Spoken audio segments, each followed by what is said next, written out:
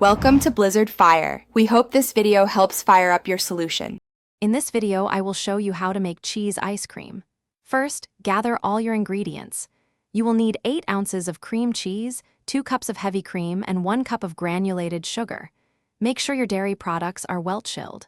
Also, prepare your stand mixer or hand mixer with a whisk attachment, as this will be essential for achieving the perfect creamy consistency.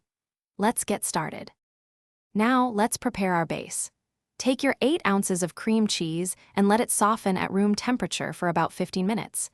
This makes it much easier to work with. Then, beat the softened cream cheese in your mixer until it's wonderfully smooth with no lumps.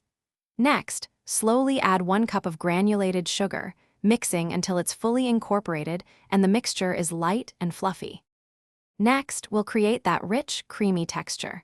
With your mixer on a low speed, slowly pour in 2 cups of very cold heavy cream into your cream cheese mixture.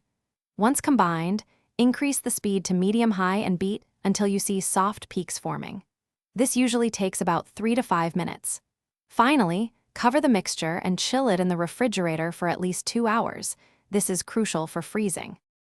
For the final step, it's time to churn. Pour your well-chilled mixture into your ice cream maker's frozen bowl. Churn it according to your machine's specific instructions, which is usually around 25 minutes, until it reaches a soft serve consistency.